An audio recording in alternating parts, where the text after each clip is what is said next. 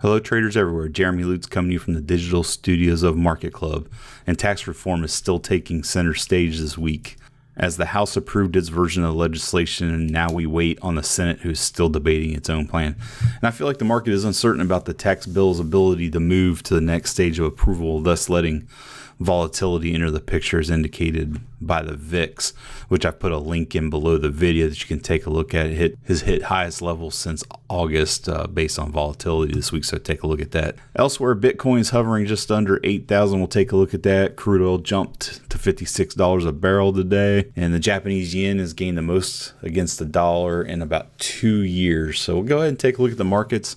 And as we do, we'll start with a weekly charts of the indexes, and we're currently looking at S&P 500, currently trading at 2,582.01, relatively unchanged on the week, flirting with a second negative week in a row. Currently with the chart analysis score plus 90 with green trade triangles across the board. Key level to watch will be 2,557.45. A move below that level would issue a red weekly trade trial indicating a move to a sidelines position. Dow Jones currently trading at 23,370.87 with a red weekly trade triangle that triggered this week at 23,251. Chart analysis scores moved to negative 55, indicating a sidelines position is in order for the Dow. Key level to watch should be 23,602.12. A move above that level would issue a green weekly trade trial indicating a move back to a long position for the Dow. And it's currently, much like the S&P 500, relatively unchanged on the week, trying to avoid, again, its second down week as well. NASDAQ performing best of the three, currently up about 0.6% on the week with a chart analysis score plus 100 with green trade triangles across the board. Key level to watch would be 6,667.31. A move below level would issue a red weekly trade trial indicating a move to a sidelines position. Dollar index coming under some pressure. As I said, the Japanese yen is on the rise. Currently trading at 93.56, down about 0.7% on the week. We also got a red weekly trade triangle this week indicating an exit from that long position that we had entered. Key level to watch would be 95.07. A move above that level would issue a green weekly trade trial indicating a move back to a long position. Crude oil will it's actually down. We'll start on the weekly chart, down about 0.5% on the week. Currently trading at 56.42 with a chart analysis score plus 85. We'll back this out to a daily chart. As you can see, it's up a little over 2% today, 2.4% to be exact. At that 56 level. Watch would be 56.77. A move above that level today would issue a green daily trade trial indicating a move to a long position. And your key level to watch on Monday would be 56.55 or whatever today's high is if we don't get to that 56.77. So keep an eye on that.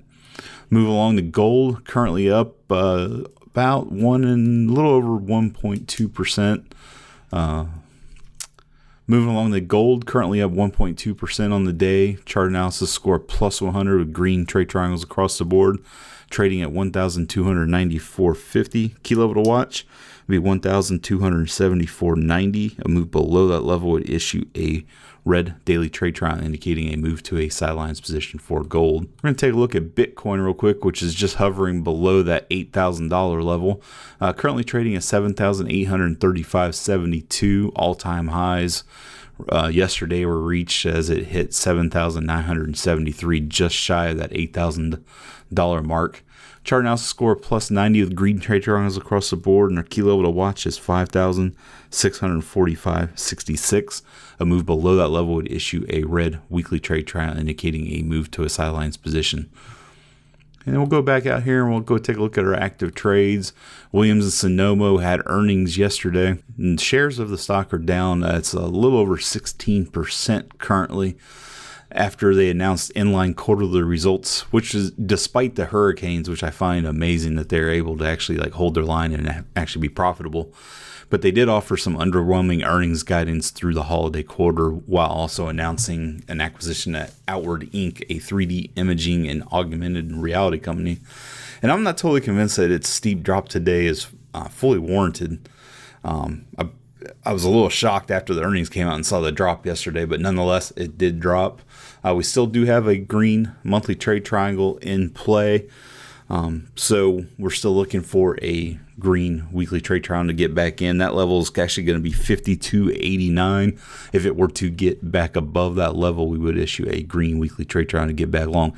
Be something interesting to just keep an eye on. And I'm going to quit updating it for now, but I'm going to just kind of keep it in the background and kind of monitor the situation and see what goes on. And as you can see, not all trades are winners. Luckily, we got in and suffered a small loss, didn't take a big hit, and we were lucky enough to have this red weekly trade triangle right here tell us to get out heading into earnings, which was a good thing and really highlights the power of the trade triangles to not only get you in a stock, but to get you out when it's time to get out.